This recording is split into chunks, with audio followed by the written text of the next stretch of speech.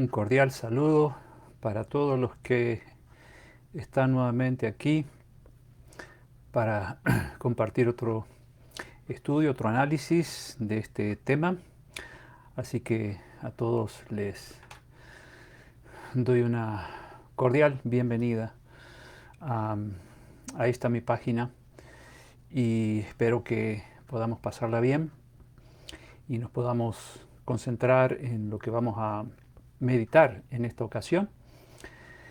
Por lo tanto, vamos a comenzar, como siempre hacemos, pidiéndole a Dios sabiduría para poder entender los mensajes tan alentadores que tenemos en su palabra, en ese libro sagrado que tanto bien nos hace estudiar.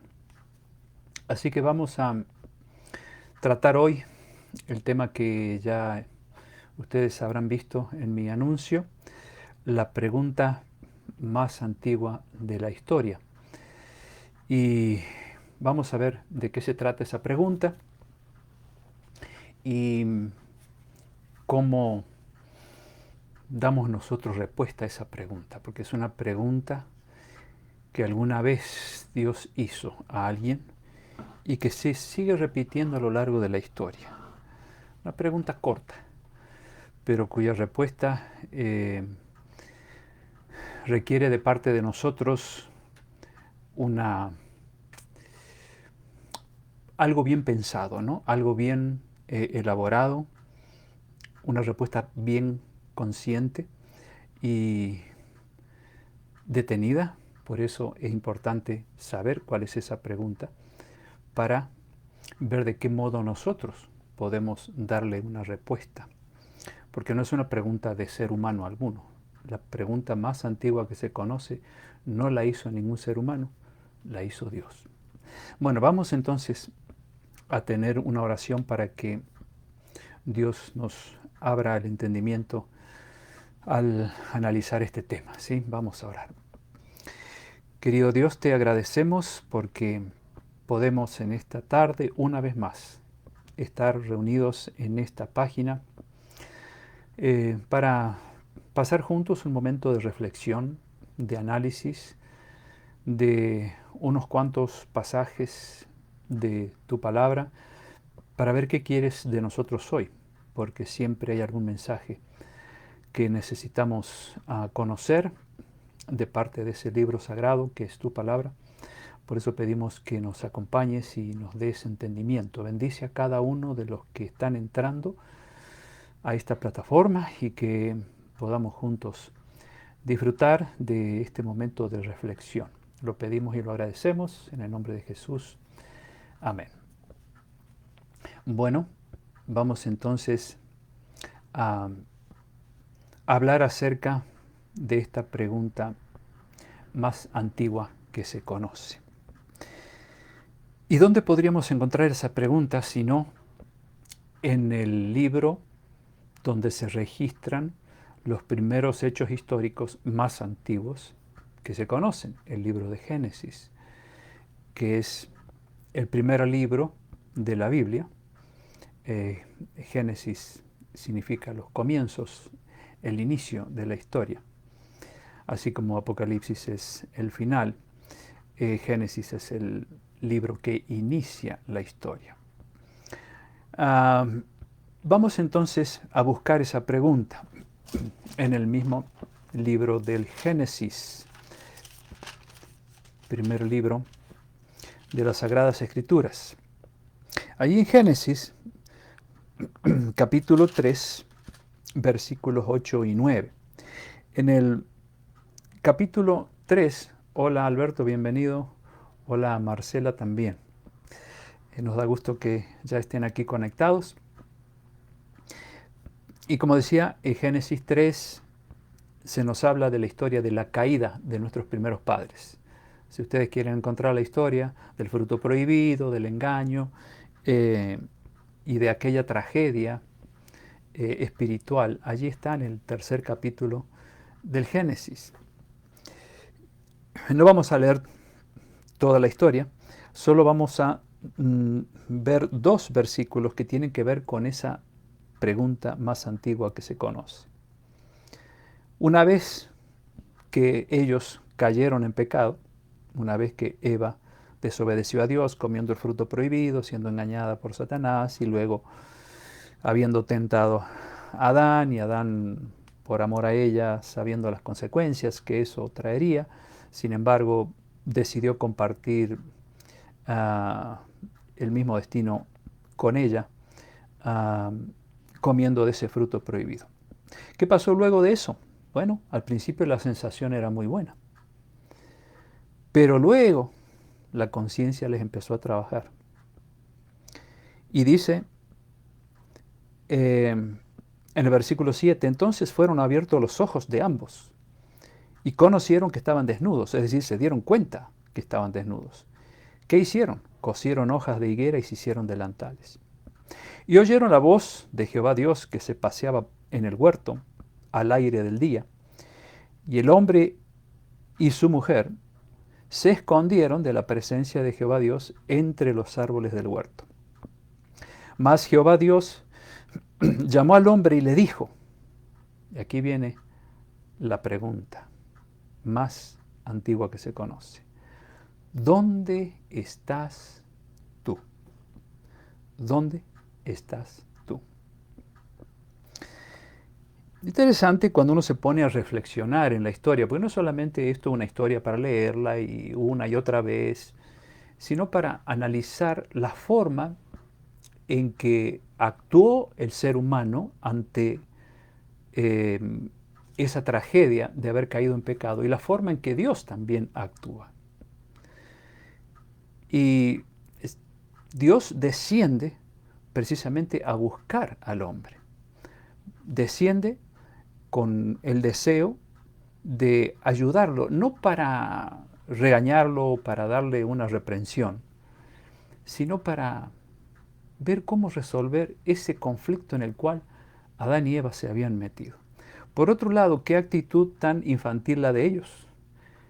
Querer esconderse de aquel que todo lo ve, de aquel que es omnipresente, omnisapiente y todopoderoso. Pero esa es la actitud, amigos, que los seres humanos muchas veces asumen ante Dios. Hay diferentes maneras de escondernos de Dios. Y ya vamos a ver alguna de esas formas.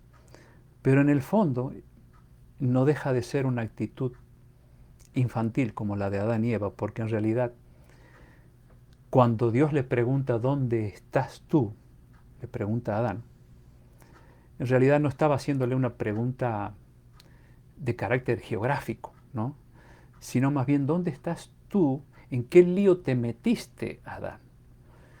Relacionado con la conciencia de ellos, porque Dios sabía muy bien dónde estaban. No es lo mismo que ese juego que hacíamos cuando éramos niños, ¿no? Allá en mi país le llamábamos la escondida, ¿no? Había uno que contaba así contra un árbol y los demás se escondían. Y este niño cuando llegaba a 10, por lo menos hasta ese número, salía a buscar a sus compañeritos que quién sabe dónde se habían escondido y él tenía que encontrarlos. Eso era otra cosa, eso no es lo que Dios hizo con Adán y Eva. Adán y Eva cuando dijo, ¿dónde estás tú?, no estaba jugando a las escondidas porque Dios sabe bien dónde estaba el hombre y la mujer. Ese ¿dónde estás tú? Abarca mucho más de lo que nosotros nos imaginamos. O sea, ¿qué pasó contigo? ¿Y cómo puedo resolver el problema? Dios es un Dios de amor. Dios no descendió al jardín para castigarlo, para amenazarlo. Simplemente descendió para hacerle una pregunta simple. ¿Dónde estás tú? Y yo creo que es la pregunta que nosotros también muchas veces Dios nos debe estar haciendo, ¿no? ¿Dónde estás tú en este momento? Y yo te quiero decir una cosa, no es casualidad que estés aquí escuchándome. No es casualidad que yo esté aquí hablándoles. Yo creo que Dios todo lo dirige de alguna forma para que Él nos pueda encontrar donde Él quiere encontrarnos y preguntarnos lo mismo, ¿dónde estás tú? ¿Dónde estás tú, Rubén? ¿Dónde estás tú, Alberto? ¿Dónde estás tú, Mode? ¿Dónde estás tú, Marcela? ¿Dónde estás tú, quién más por aquí? Nora, Daniel, ¿dónde estás tú? Y yo me imagino que Dios, cuando le hizo esa pregunta, Adán no la hizo de una manera irónica, sino con amor. ¿Dónde estás, hijo mío? ¿Qué pasó? Cuéntame. Y Dios sabía lo que pasó, porque es omnisapiente. Vio todo lo que estaba pasando con Eva y cómo ella era tentada y cómo ella finalmente decidió obedecer la voz del diablo y no la voz de Dios. Es lo que Dios hace también cuando nosotros somos tentados. Él está allí, Él ve todo. Nada se escapa a la vista de Él. Ve cómo fracasamos y no está allí esperando a que caigamos en el pecado para decirnos, ahora sí vas a ver lo que te va a pasar. Te voy a mandar al infierno. Ese no es el Dios de la Biblia, amigos. El Dios de la Biblia es el que te pregunta, ¿dónde estás tú? ¿Qué pasó? ¿Por qué caíste? ¿En qué te puedo ayudar? ¿Cómo podemos resolver juntos este problema? Ese es el Dios de la Biblia. Ese es el Dios que produce, como dice San Pablo en Filipenses 2:13, produce en nosotros el querer como el hacer. Es decir, lo que no pudimos hacer cuando caímos, Dios dice, mira, ahora yo te voy a dar fuerza, te voy a conceder el perdón y te voy a dar fuerza para que no vuelvas a caer en ese problema. Hay un texto en Marcos 4:22 donde Jesús dice, porque no hay nada oculto que no haya de ser manifestado, ni escondido que no haya de salir a la luz. Todo, a la larga, sale a la vista, porque Dios nos ve, aun si nos queremos esconder en lo más profundo de nuestra vida, detrás de un pecado, detrás de lo que sea. Dios está allí, está mirando lo que hacemos. Como dice San Pablo en Hebreos 4:13, nada de lo que Dios ha creado puede esconderse de Él. Todo está claramente expuesto ante aquel a quien tenemos que rendir cuentas. O sea, aquí está la otra parte, ¿no? Está, por un lado, el gran amor de Dios, la gran misericordia de Dios, su llamado de amor. Y por el otro lado dice, recuerda que todo lo que haces, por todo eso, un día tendrás que rendir cuentas. ¿Dónde estás tú? No importa dónde nos hayamos escondido, siempre Dios va a buscar una manera de llegar a nosotros.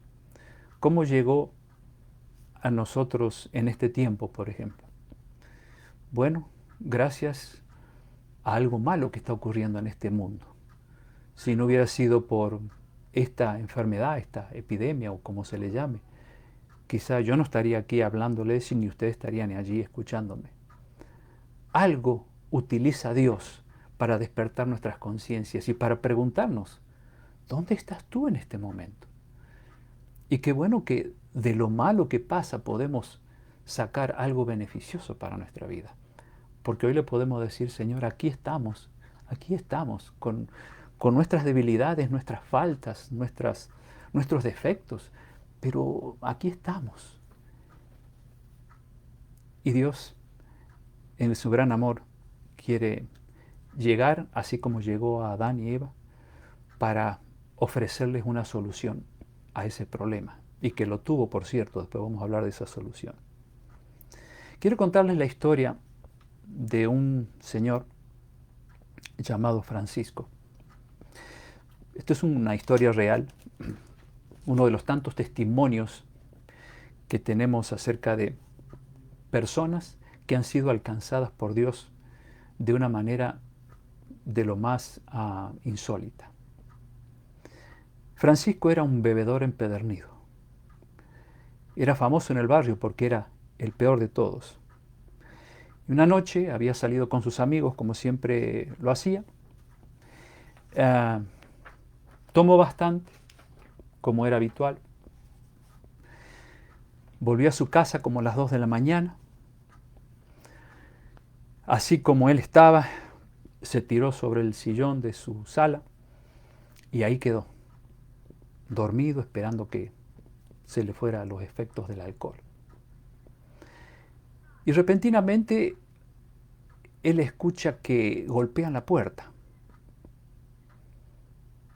Y él se despertó porque era un golpe fuerte y se levantó como pudo, eh, mareado, y cuando abre la puerta ve un grupo de jóvenes dedicándole a él una canción espiritual, una alabanza, con guitarra, cantando algo tan diferente. Francisco, dentro de su estado, a pesar de que no estaba del todo bien, sin embargo, le impactó la melodía que estos jóvenes cantaban y la letra que tenía.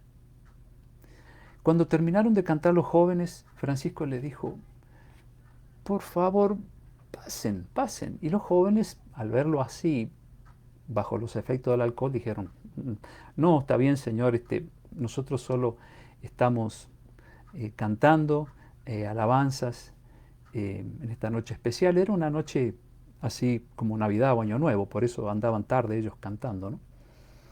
Y Francisco insistió y le dijo, no, por favor, jóvenes, pasen, pasen. Y los jóvenes pasaron, se sentaron, hablaron con él, dentro de lo poco que él podía entender, los jóvenes trataron de ayudarle a comprender que tiene un Dios que lo ama, un Dios que quiere sacarlo de ese estado de vicio. Y le dijeron los jóvenes, Francisco, podríamos hacer una oración por usted. Entonces los jóvenes hicieron una oración, pidieron a Dios que le diera fuerza a Francisco para que abandonara ese mal hábito. Y Francisco pues se sintió muy tocado y le caían las lágrimas en su rostro, porque él sabía que estaba mal. Y sabía que Dios lo estaba buscando, no para condenarlo o para señalarlo como pecador, sino también preguntándole como le preguntó a Adán, ¿dónde estás tú, Francisco? ¿Qué puedo hacer yo para resolver tu problema? Luego los jóvenes se retiraron y le dijeron, Francisco, usted está invitado este fin de semana si quiere venir a la iglesia. Le dieron la dirección y Francisco durante esos días estuvo pensando y dijo, voy a visitar a esta gente porque yo no esperaba ese regalo que me han hecho. Y yo así como estoy, la verdad, me daba vergüenza, pero yo veo que ellos no tuvieron vergüenza de hablarme del amor de Dios y de orar por mí. Ese fin de semana fue a la iglesia, escuchó el mensaje de Dios y luego se fue a juntarse con sus amigos. ¿Para qué? Para continuar con la vida loca, para seguir tomando. Al fin de semana siguiente, el hijito de Francisco se estaba cambiando. Y Francisco le dice, ¿por qué te cambias? ¿A dónde vas? Pero papá, vamos a la iglesia. ¿Acaso no me llevaste el sábado pasado a la iglesia y pasamos un lindo día ahí? Y yo quiero que me lleves otra vez. Y Francisco, tratándose del niño, dijo, bueno, sí, vamos. Se fueron otra vez. Pasó el tiempo y Francisco empezó a experimentar un cambio en su vida. La palabra de Dios que él escuchaba iba tocando su corazón, iba tocando. Y un día Francisco llegó a convertirse en un cristiano hecho y derecho. Abandonó para siempre la bebida. Y cada vez que él iba a la iglesia, los amigos de él lo miraban y agachaban la cabeza porque ahora era para admirarlo a Francisco. Ya no era el borracho empedernido más famoso del barrio, ahora era el señor Francisco. Y un día se acercó a los amigos y le dijo, hola muchachos, ¿cómo están? Y los amigos de Francisco dicen, bien, ¿por qué estás tan cambiado? Le preguntaron. Y Francisco le dijo, bueno, ustedes ven, yo estoy yendo a la iglesia, estoy escuchando la palabra de Dios y Dios ha hecho en mí el cambio. ¿Por qué no prueban ustedes? Y estos amigos decían, nosotros quisiéramos, pero no podemos. Y él le dijo lo que yo dije recién de Filipenses 2:13, Y él le dijo, mire muchachos, Dios produce en ustedes el querer como el hacer, si tan solo ustedes le permiten a Él hacer el cambio en sus vidas. Yo no podía solo, pero yo entregué mi corazón a Él y Él cambió mi vida. Y entonces estos jóvenes decidieron seguirlo a Francisco. Empezaron también a escuchar la palabra de Dios. No todos, pero algunos de ellos también se hicieron cristianos. Qué interesante. Lo que pudo vivir este joven, Francisco, y cómo su vida cambió y también su familia quedó tan impactada al ver el cambio de ese esposo que antes era un borracho, de ese papá que se tiraba el dinero en el alcohol y que les privaba a su familia de las cosas necesarias para la vida. Ahora Francisco invertía bien su dinero y podía darles incluso el gusto a su hijo que antes no podía. Podía darle a su esposa lo que antes no podía darle porque su dinero lo tiraba en el vicio. ¿Dónde estás tú?, le dijo Dios a Francisco. Y lo encontró allí tirado, borracho. Pero Dios utilizó a un grupo de jóvenes cristianos como instrumentos para tocar el corazón de él, y así fue como él llegó a conocer una vida nueva. Tremendo, ¿no? Y así como ese testimonio hay tantos de lo que Dios puede hacer. Volvamos al caso de Adán. Dios le preguntó también a Adán, ¿quién te enseñó que no estabas desnudo? ¿Acaso alguien intervino en tu vida para cambiar tu manera de pensar? Y Dios sabía quién había estado detrás de todo esto. Y a veces nosotros somos invadidos por ideologías de otros, malas costumbres de otros, conceptos equivocados de otros, y finalmente terminamos descubriendo que nos alejamos de Dios por causa de la ignorancia de los demás. Eso es lo que hizo Adán y Eva, él y su esposa. O sea, se dejaron llenar la cabeza por el diablo y finalmente se descubrieron que al mirarse había en ellos una desnudez que antes no veían, porque la gloria de Dios los cubría. Esa era la luz que tenían radiante en sus cuerpos por la presencia de Dios. Pero al pecar esa luz desapareció, y cuando se miraron se dieron cuenta de algo que antes no habían percibido. Ya tenían el concepto del mal en su cabeza. ¿Quién se los había metido? El diablo. Y a veces pasa que nosotros caemos en lo mismo por culpa de otros que ejercen influencia en nuestra manera de pensar. ¿Cuántos buenos cristianos son desviados por otros con ideas contrarias? Y esto es un problema que se originó hace miles de años en el cielo. Allá el diablo comenzó a hablar a los ángeles en contra de Dios, a cambiarle su ideología, a torcer aquellas ideas correctas que esos ángeles tenían de Dios. Ahora el diablo se encargó de manipular sus mentes, como hoy mucha gente manipula la mente de los demás. Y qué fácil que es manipularla. ¿Cuánta gente está más esclava de los hombres que del mismo Dios? Porque le creen más a los seres humanos que a Dios, a las promesas de los seres humanos que a las promesas de Dios. Y hay gente que incluso hasta da su vida por defender a un ser humano, por la forma en que está influenciado en su conciencia, en su mente. Y es lo que le pasó a Adán y Eva. Esto no es un problema nuevo, es un problema que viene de hace miles de años. Y cuando Adán dice en el versículo 10, ¿no? 3:10, después que Dios le pregunta, ¿dónde estás tú?, dice, oí tu voz en el huerto y tuve miedo. Es la primera vez que el sentimiento del miedo, del temor aparece en el ser humano. Tuve miedo. ¿Cuántas veces nosotros tenemos miedo del castigo de Dios porque hemos hecho algo malo. Y vuelvo a repetir, amigos, Dios no está ahí para, ajá, sí que hiciste tal cosa, vas a ver cómo te va a ir, mañana te va a ir todo mal.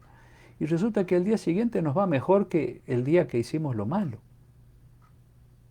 Porque Dios nos pregunta, ¿dónde estás tú con la idea o con el propósito de ayudarnos a salir del pozo? No a meternos más hondo en el pozo del pecado, sino a sacarnos de ahí. Y si nosotros no nos dejamos sacar por Él, del pozo, de la desesperación, de haber estado separados de Él, entonces sobreviene el miedo, el temor, la falta de confianza en Dios, la falta de fe en sus promesas. Y andamos así en el mundo, desesperados, no sabiendo qué hacer. ¿Por qué? Porque estamos escondidos detrás de una ideología, detrás de una manera de pensar que no es la manera de pensar de Dios. Y viene el miedo a todo, miedo al fracaso, miedo a lo que va a pasar después de esta epidemia, miedo a cómo las cosas cada vez se van a ir poniendo peor, miedo a la economía, miedo a la enfermedad. Todo ese sentimiento de temor viene porque no estamos ligados a Dios, quien es el único que ahuyenta el temor de nuestras vidas. Aunque haya cosas malas, sin embargo las promesas de Él se van a cumplir en nosotros. Y como dice el salmista, aunque ande en valle de sombra y de muerte, no temeré mal alguno. ¿Por qué? Porque tú estás a mi lado. No temeré. En 1 Juan capítulo 4 dice allí que el amor echa fuera el temor. Cuando nosotros amamos a Dios, entonces el temor, ese temor que experimentó Adán, desaparece. Sin embargo, hay muchos que todavía se esconden de Dios. Se esconden cuando se habla de Él. Algunos al principio quizá sacudidos por todo esto que está pasando, fueron inducidos a buscar a Dios y han escuchado mensajes como estos. Pero la mente humana, así como se acostumbra a las cosas buenas, más se acostumbra a las malas. Con el tiempo empezamos a perder interés y como todo sigue su ritmo más o menos normal, eh, perdemos el interés por las cosas de Dios. Y qué poco tiempo dura ese interés que hemos manifestado en un principio, cuando se produjo un shock emocional en nosotros al estar experimentando algo para lo cual nunca estábamos preparados, a tener que estar encerrados, a tener que ver a través de las noticias eh, tanta gente infectada, tanta gente muerta, tantos hospitales llenos de enfermos, tantos médicos que se mueren, enfermeros, enfermeras. Y todo eso causó al principio un shock emocional y nos llevó eso a Dios. Pero, ¿cuánto tiempo más durará en nosotros el interés por buscar a Dios? ¿Dónde estás tú en este momento? ¿Estás en el mismo lugar que estabas hace 2 o 3 meses atrás? ¿O será que tu interés por las cosas de Dios se va desvaneciendo lentamente? ¿Será que necesitaremos otro sacudón más grande? No sé. Pero lo cierto es que Dios siempre se va a valer de algo para poder despertar nuestra conciencia. Miren, vamos a leer lo que Jesús relata allí en San Lucas, Nuevo Testamento, el capítulo 14, versículos 16 al 20. 14 de San Lucas, versículo 16 al 20. Quiero saludar a alguien más que ha entrado. María Vázquez, hola. Ramón. Sí, Ramón todavía sigue mal de su salud, pero no dejamos de orar por ti, Ramón. Wilmer, colega, un saludo también. Patricio, Teresa, Nancy, Arlene, mi querida nuerita, Mabel, Víctor Hugo, Dani, Deida, Rubén, tocayo mío. Gracias por estar, que Dios los bendiga, un gusto de tenerlos aquí de vuelta. Bueno, San Lucas capítulo 14, versículo 16 al 20. Escuchen bien, esto es interesante, es una parábola, una comparación, una historia. Entonces Jesús le dijo, un hombre hizo una gran cena y convidó a muchos. Y a la hora de la cena envió a su siervo a decir a los convidados, vengan, que ya está todo preparado. Y todos a una comenzaron a excusarse. La cena esa se refiere al encuentro con Dios a través de su palabra. El primero dijo, mira, he comprado una hacienda, necesito ir a verla, te ruego que me excuses. Segunda excusa, otro dijo, he comprado 5 yuntas de bueyes y voy a probarlos, te ruego que me excuses. Y otro, el tercero, dijo, acabo de casarme y por tanto no puedo ir. Vuelto el siervo, enviado para hacer la invitación, hizo saber estas cosas a su señor. Entonces, enojado, el padre de familia dijo a su siervo, ve pronto por las plazas y las calles de la ciudad, trae acá a los pobres, los mancos, los cojos y los ciegos. Y dijo el siervo, Señor, he hecho como mandaste y aún hay lugar. Y en el 23 dijo el Señor al siervo, ve por los caminos, por los vallados y fuérzalos a entrar para que se llene mi casa. Qué interesante. Allí, en esta parábola, vemos la forma en que hoy también se repite la historia, ¿no? Cómo le ponemos excusas a Dios. Fueron las excusas que de paso, después que Dios le hace la pregunta a Adán, ¿dónde estás tú? Después él se excusa, bueno, la mujer que me diste me hizo pecar. Y Eva dijo, bueno, la serpiente me engañó. Y finalmente unos a otros se tiraban la pelotita. Excusas. En lugar de reconocer el pecado y decir, no, la verdad, Señor, que yo me equivoqué, perdóname. No, uno se echaba la culpa al otro. No podemos nosotros excusarnos ante Dios. No debiéramos. Cuando Dios nos llama, no pongamos excusas. No digamos, Señor, estoy muy ocupado. Y fíjense que las 3 excusas tenían que ver con cosas materiales. Como que lo material es lo que siempre el diablo pone en nuestro camino para que no estemos interesados en ponerlo a Dios en primer lugar para que las cosas materiales vengan solas. Jesús lo dijo en Mateo capítulo 6, allí dice, busquen primeramente el reino de Dios y su justicia, es decir, las enseñanzas del reino de Dios. Y todas estas cosas serán añadidas, pero se necesita fe para confiar en que Dios va a proveer. Y a veces nos falta fe y por eso ponemos excusas ante Dios que no tienen ningún valor ante Él porque Él es nuestro sustentador, ¿no? Y hay quienes se esconden de Dios de diferentes otras maneras, diciendo, bueno, yo sé lo que hago, y otros dicen, bueno, en realidad no es para tanto lo que Dios allí me dice, yo sé que un día va a haber un juicio, yo sé que Jesús va a venir, pero dentro de todo yo soy una buena persona. Otros niegan la existencia de Dios, esa es otra forma de esconderse.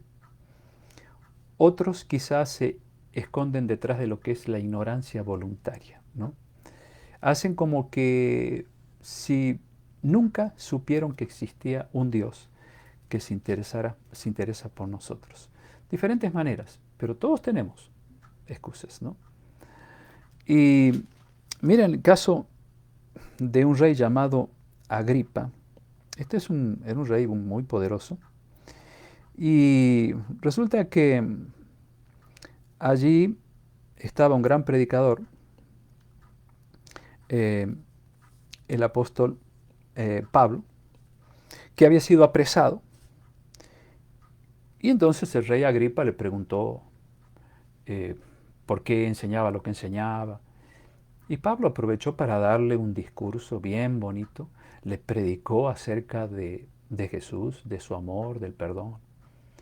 Y Agripa, que era un rey pagano, idólatra, adorador de otros dioses, quedó impactado por la prédica de Pablo, porque estaba apresado por causa del Evangelio y el que lo había mandado a apresar, a llevarlo preso, era el rey Agripa. Pero Pablo tenía una paz en su rostro, reflejaba eso que cualquier cristiano consagrado puede reflejar, que Agripa se quedó como hipnotizado. Hasta Pablo le habló acerca de dice que le predicó acerca del dominio propio y del juicio final. Y Agripa quedó tocado. Y Pablo esperaba que Agripa dijera, bueno, yo me voy a hacer cristiano también. No, él le dijo, por poco me persuades a ser cristiano. Vete, en otro momento te llamo. Nunca más lo llamó. Por poco. ¿Cuántos por poco se van a perder? ¿Cuánto por un poquito nada más que les faltaba para entregarse a Dios se van a perder como este rey? Que después no mostró más interés por las cosas de Dios. En un principio sí, pero después se esfumó el interés. Por poco me persuades, por poco Agripa se va a perder. Ojalá que ese no sea nuestro caso, ¿no? Que le digamos al Señor, bueno, hoy sí realmente quiero ser un buen cristiano. No necesito que me estés empujando. Y aquí estoy, me escondí, sí, me escondí, pero ahora estoy dispuesto a escuchar tu voz y a salir de mi escondite. Quiero leer lo que dice el profeta Jeremías capítulo 6. Jeremías capítulo 6, versículos 16 y 17. Esto es un libro del Antiguo Testamento. Profeta Jeremías tiene incluso profecías que hasta el día de hoy se cumplen y otras que se van a cumplir. Capítulo 6 de Jeremías, versículos 16 y 17. Esta es una invitación que Dios le hace a su pueblo. Y dice así dijo Dios, párense en los caminos, miren, pregunten por las sendas antiguas, cuál sea el buen camino, y anden por él, y hallarán descanso para sus almas. ¿Cuál es el camino antiguo? Este libro, aquí está trazado el camino antiguo, el camino que viene desde el Génesis, desde aquel libro Dios está haciendo un llamado al ser humano. Toda la Biblia es un llamado de amor de Dios. No son solamente historias y genealogías y profecías y demás. Es un continuo llamado de Dios al hombre para que salga de su escondite. Y al hombre todos los días, genéricamente hablando, y la mujer, ¿no?, le está diciendo, ¿dónde estás tú? ¿Dónde estás? ¿Qué puedo hacer para resolver tu conflicto? Aquí no estoy para condenarte. ¿Se acuerdan la mujer adúltera? Que los judíos la arrastraban y se la llevaron ahí a Jesús en un lugar abierto. Y dice, la ley de Moisés dice que hay que apedrear a las personas que, como ella, que se la encuentra cometiendo adulterio. ¿Tú qué dices, Señor? Ahí estaban los fariseos siempre tratando de tentarlo a Jesús. Jesús lo miró a la mujer y la mujer temblando, pobrecita, invadida por ese cargo de conciencia de estar vendiendo su cuerpo y ante la presencia de Jesús. Tenía miedo, tenía temor, ese temor que sintió Adán cuando vio que Dios estaba allí. Y Jesús, con su mirada, ya le estaba diciendo todo a la mujer. Entonces, todos los fariseos y judíos allí estaban con las piedras en las manos, esperando la orden de Jesús para apedrear a la mujer. Pero Jesús se agachó y empezó a escribir en la arena los pecados de toda esa gente que querían apedrear a la mujer adúltera. Y los judíos miraban, eso hice yo. Y el otro decía, eso hice yo. Todos se estaban identificando con esos pecados que Jesús, en su omnisapiencia divina, en ese momento estaba usando para descubrir lo que ellos no podían ver. Que había un Dios que estudia la mente, ve todo lo que hay adentro nuestro. ¿Y qué hicieron estos judíos? Las piedras se les iba cayendo de las manos, una tras otra, una tras otra. Y todos se fueron de esa escena. Quedó la mujer nada más, la mujer adúltera tirada, y Jesús allí mirándola y le preguntó, ¿alguno te condena, mujer? La mujer miró para todos lados y dijo, no, Jesús, no, Señor, nadie me condena. Y Jesús le dijo aquellas memorables palabras, ni yo te condeno, vete y no peques más. Tremendo. Ese es el Dios del Génesis, un Dios que anda buscándonos para encontrarnos y decirnos, vete y no peques más, no vuelvas otra vez a hacerle caso a los tontos, hazme caso a mí, no seas esclavo de los hombres, no seas esclavo de tus amigos que por ignorancia te están llevando por malos caminos y están inculcándote ideas contrarias a las que están en los antiguos caminos de la palabra de Dios. Ese es el mismo Dios que luego en la persona de Jesús, el Hijo de Dios, viene a mostrarle a la mujer adúltera no un deseo de condenarla y de apedrearla, sino de perdonarla. Pero no solo le dijo vete y no vuelvas a vivir esa vida que hacías antes. Y esa mujer nunca más volvió a vender su cuerpo. Se hizo famosa por ser una mujer cristiana, temerosa de Dios, María Magdalena. Y aquí dice el texto que Dios invita a su gente. Pregunten por las sendas antiguas, desde el momento que Dios está llamando al ser humano, desde el Génesis. Y vayan por esos caminos, el camino del llamado del amor de Dios. Y dice, y ustedes van a encontrar descanso, ya no tendrán miedo, ya no tendrán desesperación. Pero aquí tristemente termina diciendo que el pueblo le contestó a Dios, no andaremos. Qué triste, no andaremos. Dios le ofrecía solución, les ofrecía paz, felicidad, seguridad. Sin embargo, el pueblo dijo, no. Ahora vamos a la parte final. Después que Dios se encuentra con Adán y Eva escondidos, ellos se dan cuenta de esa situación grave en la que estaban. Y Dios, para resolver ese conflicto, les dice, quítense esa vestimenta de hojas de higuera que se hicieron. Eso no sirve para cubrir el pecado de ustedes. Eso es hechura humana. Eso es intento de querer justificarse ante mí. Eso no sirve. Las obras humanas para querer parecer más buenos ante Dios y ganarnos el cielo no sirve. Lo que vale es lo que Jesús hizo por nosotros. Y cuando lo aceptamos a Él, entonces todas las obras buenas que hacemos son válidas porque las hacemos sencillamente porque hay alguien adentro que produce en nosotros el deseo de hacer esas obras buenas. No para querer justificarnos, sino porque naturalmente salen de nosotros esas intenciones de hacer cosas buenas. Y entonces Dios hace matar por primera vez en un mundo perfecto, donde no existía la muerte, donde los árboles y sus hojas no se morían ni se marchitaban, donde los animales no sabían lo que era el dolor, ni el sufrimiento, ni la muerte. La primera muerte, un cordero, para quitarle su piel. Y entonces Dios dijo, ahora les voy a hacer una ropa diferente, la ropa hecha del cuero de un cordero.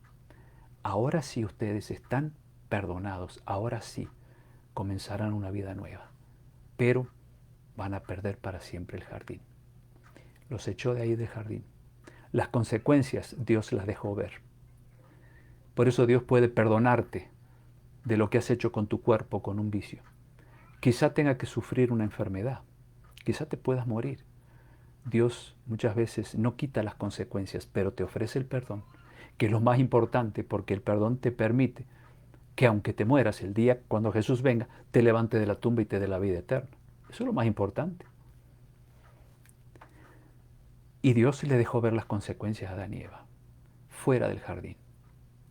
¿Y qué significaba ese cuero, esa piel del cordero? Representa al Cordero de Dios que vendría miles de años después a morir por nosotros. En otras palabras, Dios le dijo a Adán y Eva, miren, en ese lío en el cual ustedes se han metido, lo vamos a resolver así. Hay alguien ya que se ofreció salvarlos, venir y vivir la vida perfecta que ustedes no pudieron vivir o no quisieron vivir. Y ese era Jesús. Y entonces ese cuero de ese cordero representaba la obra perfecta, de obediencia perfecta de Jesús, ahora colocada en Adán y Eva. ¿Para qué? Para que ellos supieran que el único que podía salvarlos de ese lío en el que se habían metido era Jesús, que vendría miles de años después a salvarlos a ellos y a salvarnos a nosotros hoy. Cuando nosotros aceptamos la vida de Cristo en nuestra vida, pues Él nos cubre simbólicamente con su vida perfecta, que era el símbolo de aquel cuero con el cual Dios hizo esa vestimenta a nuestros primeros padres. Bueno, ¿cuánto hay para aprender, no? Del Génesis. Hay muchas historias, pero vamos llegando al final. Volvemos a la pregunta más antigua. ¿Dónde estás tú? ¿Dónde estoy yo hoy? Y saben, el profeta Isaías en el capítulo 48, versículos 18 al 20, Dios nos dice, si tan solo hubieras hecho caso a mis mandatos, entonces tuvieras una paz que corriera como un río manso. Si tan solo hubieras hecho caso a mis mandatos. Eso es también lo que le dijo Dios a Adán y Eva. Pero ahora ustedes tienen miedo y se están escondiendo de mí. Pero Dios en su amor se les apareció y les dijo, vamos a trabajar juntos para que ustedes salgan de este pozo y puedan vivir felices a pesar del error que cometieron. Queridos amigos, que esa sea la pregunta en la cual pensemos siempre. La pregunta que Dios nos está haciendo, ¿dónde estás tú? Cuando te fue mal en tu trabajo, cuando perdiste lindas oportunidades de progresar, ¿dónde estabas tú? Cuando tu matrimonio se vino abajo, ¿dónde estabas tú? Cuando fuiste atrapado por un vicio, ¿dónde estabas tú? Cuando dejaste de sentir necesidad de buscar a Dios, ¿dónde estabas tú? Y todos estamos en el mismo lugar donde estaban Adán y Eva, escondidos detrás de los árboles simbólicos de nuestras ideas, de nuestras tentaciones, de nuestras debilidades. Pero Dios, vuelvo a repetir, amigos, no nos está señalando con el dedo, como los seres humanos a veces nos señalan, sino que está diciendo, yo vengo aquí, desciendo del cielo para abrazarte y para decirte, hay una solución, simplemente déjame trabajar en tu corazón y yo voy a resolver tu conflicto.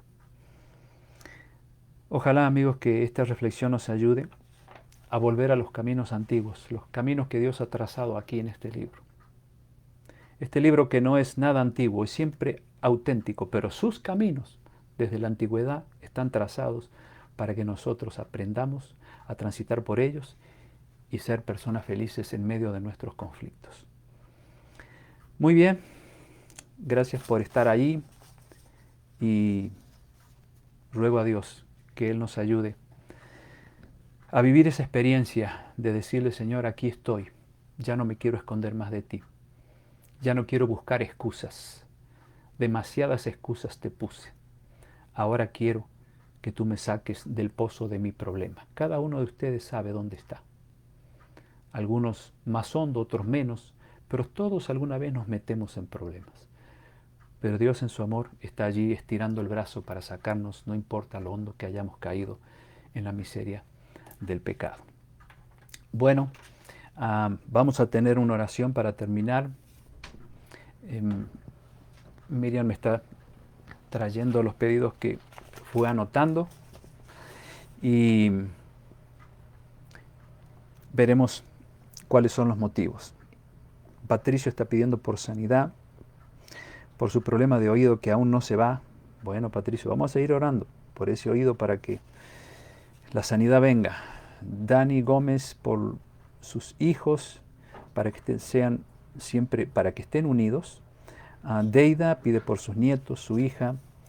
Ramón, mi querido amigo, por su decaimiento, para que Dios lo levante de esta situación.